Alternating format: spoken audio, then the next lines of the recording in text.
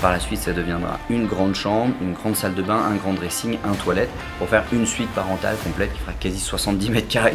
Un forgeron qui m'a fait le portail sur mesure où il y aura un très beau blason de famille, un logo et tout, ça fera un vrai château de famille. Maintenant, il va falloir s'occuper des joints. Une tondeuse qui était la propriété d'une commune. Il faut savoir que c'est un appareil qui coûte 100 000 € neuf. Et voici le bébé. Salut à tous les amis, j'espère que vous allez bien. On se retrouve aujourd'hui pour une toute nouvelle vidéo au château. Là on est dans la partie gîte dans laquelle j'ai pris mes quartiers avec ma femme et ma petite fille.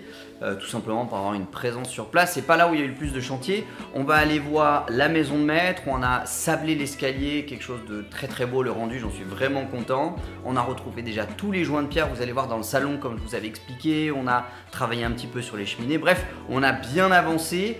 Dans la grange qui se situe juste à côté, on a énormément avancé le chantier. Les artisans sont là de 8 h le matin jusqu'à 19 h 30 le soir, ils bossent vraiment comme des tarés. Et vous allez voir, on a refait le plancher, on a un grand échafaudage de 10 mètres de haut qui est actuellement en place. Je vous mettrai les images juste après. On va aller voir un des deux containers qui a été livré, qui va me faire office de garage pour stocker un peu de meubles, un peu de placo et tout simplement des ustensiles de bricolage, ce qui peut servir en fait à entretenir une propriété comme celle-ci. Et enfin les amis, mon nouveau jouet que j'ai reçu la semaine dernière, une tondeuse à cabine de 3,50 m d'empattement. Normalement les 4 hectares du château, je vais pouvoir les tondre en moins d'1 heure. Donc je vais vous montrer ça, vous faire une petite démonstration, ça vaut le détour, c'est parti.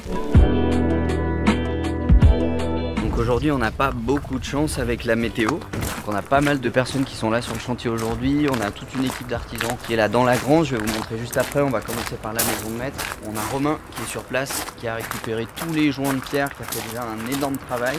Et on a sablé l'escalier, ça si vous avez peut-être vu sur mon compte Instagram, je vous mets le lien dans la description de la vidéo.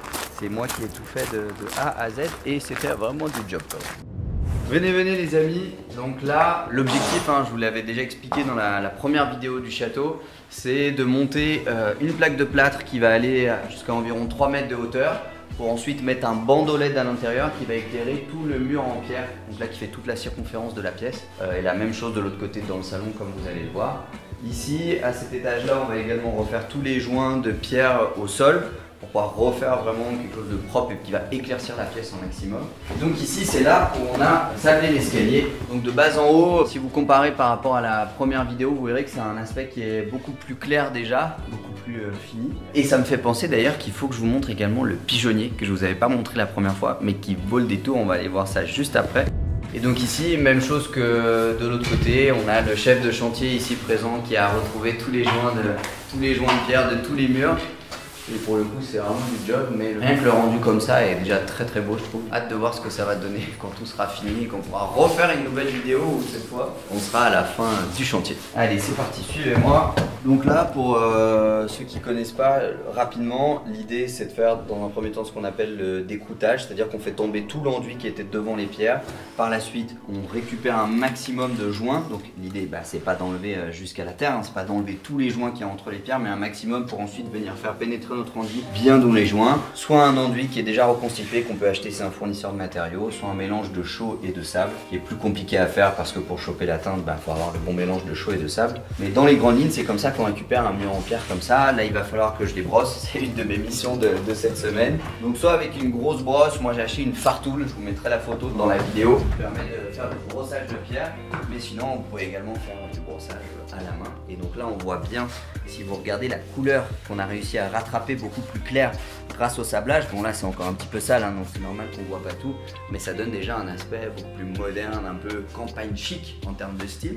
Et c'est ce qui permet d'avoir vraiment un bon coup de neuf je trouve sur l'escalier.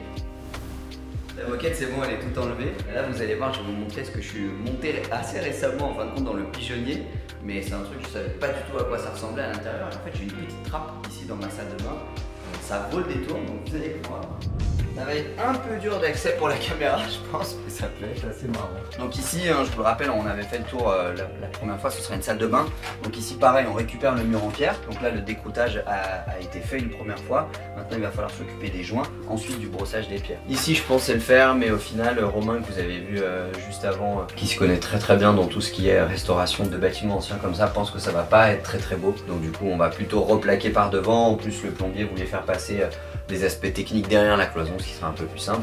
Et c'est juste là où on a la trappe pour accéder au pigeonnier. Je vais passer devant et vous me suivez. Donc là voilà, le pigeonnier, ça ressemble à peu près à ça.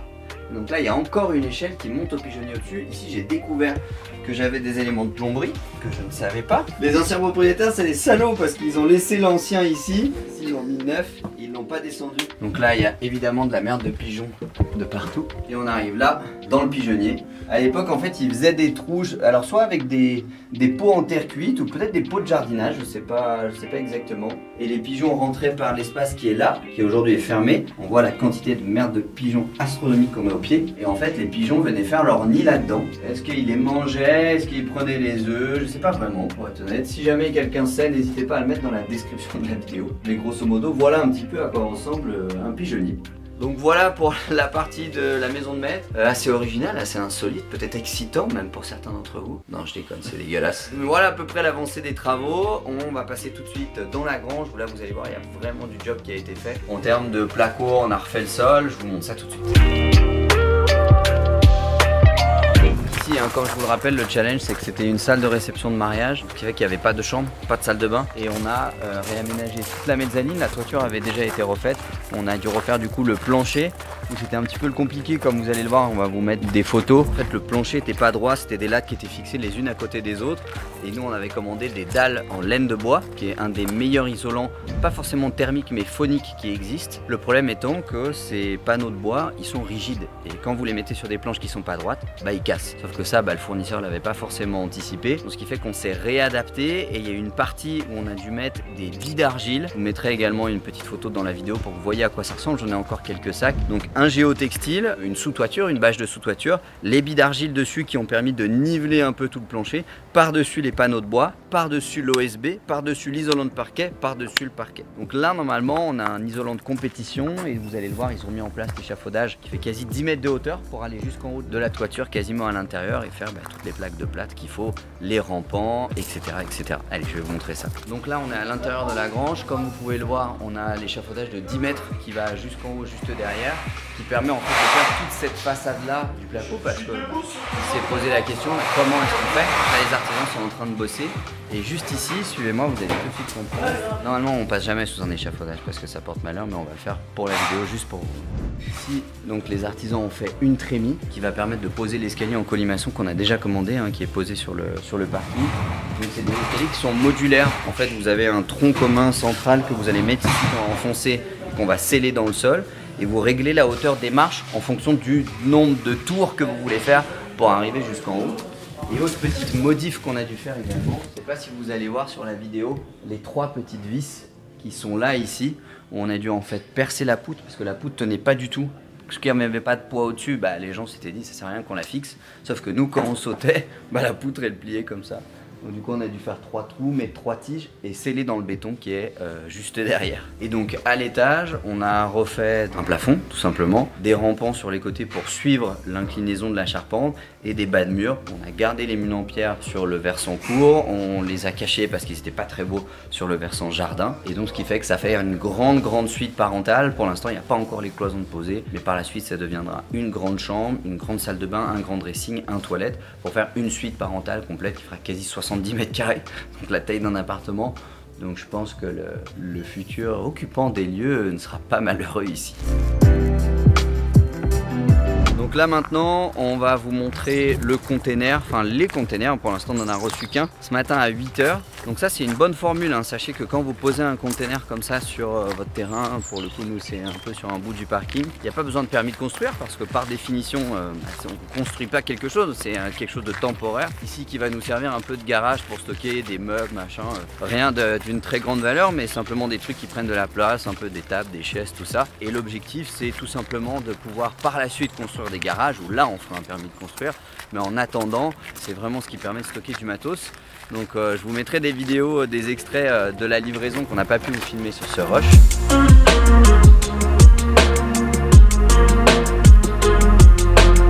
Voilà ce que ça donne. Donc un container de 40 pieds. Pour vous donner un ordre d'idée du prix, chaque container est vendu, livré, posé sur place. Alors ils ne font pas les plots en béton et quoi que ce soit, pour 3 500 €. Donc ce qui fait que pour 7000 €, bah, vous avez un immense garage, hein, puisque vous faites 2 containers côte à côte. Entre les deux, vous pouvez mettre une bâche qui vous fait une partie protégée également. Vous pouvez mettre une bagnole, une voiture, tout ce que vous voulez. Donc c'est quand même plutôt sympa. Donc ici, vous voyez, on a vraiment une belle vue sur le gîte. Moi, ma volonté, vous allez me dire ce que vous en pensez, c'est que les gens en fait rentrent pas par chez moi. Là où je vais mettre un portail, je vais vous montrer l'emplacement. Je vous mettrai d'ailleurs également le lien une fois que je l'aurai reçu d'un forgeron qui m'a fait le portail sur mesure. Où il y aura un très beau blason de famille, un logo et tout. Ça fera un vrai château de famille. Transdimensionnel, transgénérationnel, pas transdimensionnel, pardon. Et j'ai vraiment la volonté en fait que les gens qui vont louer le gîte à la semaine, etc. aient pas besoin de rentrer à l'intérieur pour accéder au gîte. Donc ici, je vais devoir faire un plot en béton de ce côté, un plan en béton de l'autre côté de la douve. Et on va mettre 2 IPN, donc des IPN qui sont sous forme de double T, hein, donc avec une barre en haut, une barre comme ça et une barre comme ça. Et à l'intérieur de l'IPN, on va caler des traverses de chemin de fer. Vous voyez qu'il y en a partout ici.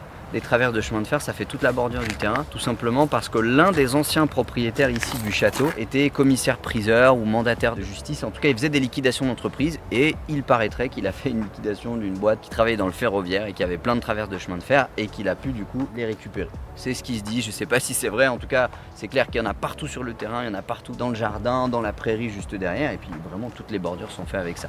Donc 2 IPN qui vont aller jusqu'en face, des traverses de chemin de fer calées au milieu, un joli bardage sur les côtés, ce qui fait que les gens pourront se garer ici, prendre leur valise, traverser le pont par-dessus la douve, ce qui fera un truc interactif assez sympa, et accéder directement à leur gîte individualisé où ils pourront faire leur vie vraiment comme ils veulent. Donc ici, c'est là où on fera le futur portail. Alors il y a un petit challenge technique, c'est que en fait ce passage-là, de base sur les anciens plans du château, parce que oui, j'ai réussi à retracer toute l'historique du château.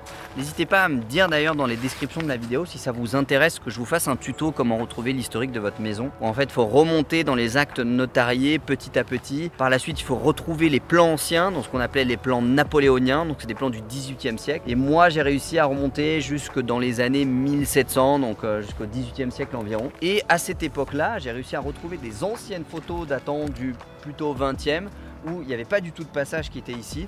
Et en fait, on accédait au château en faisant le tour par ici, depuis l'église qui est juste au bout du champ là-bas. Et on arrivait de l'autre côté. Donc là, vous vous souvenez, on était allé en 4x4 sur la toute première vidéo. Donc ce passage-là a été créé de toutes pièces, ce qui veut dire que je ne vais pas pouvoir faire un seuil de portail comme je veux et mettre de la charge. Parce que si vous regardez bien ici, et ben en fait c'est une sorte de pilier en béton qui a été fait, mais je suis pas sûr que ce soit d'une solidité qui soit vraiment extrême, on va dire, en tout cas que je puisse mettre de la charge comme je veux.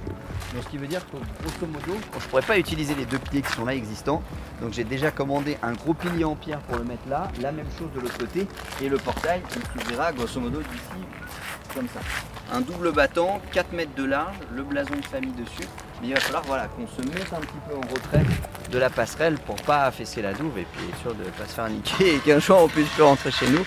Ce serait un petit peu cool. Donc voilà pour le tour d'horizon du château. Dernière chose, comme je vous avais promis, ma tondeuse de 3,50 m de large. On m'appelle maintenant le Batman de la prairie parce que vous allez voir, c'est assez impressionnant comme engin. C'est parti.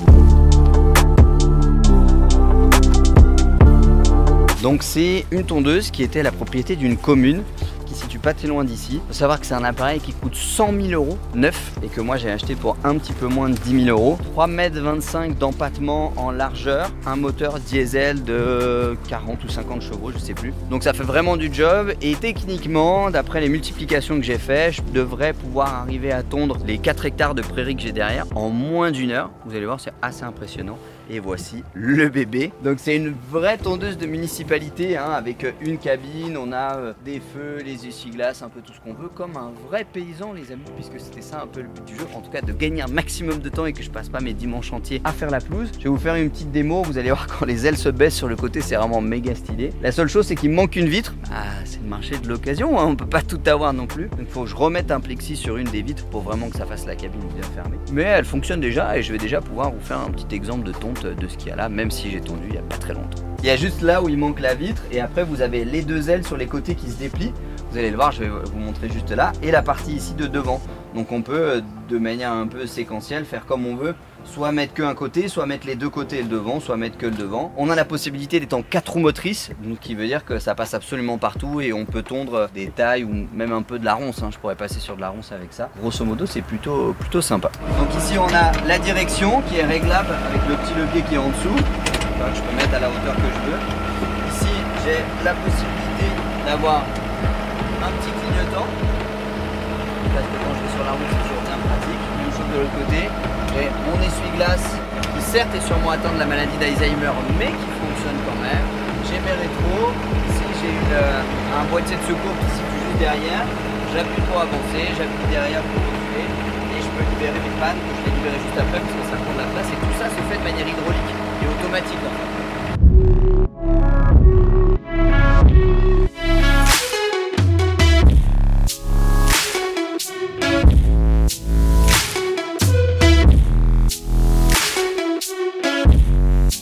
Franchement, on peut pas faire mieux.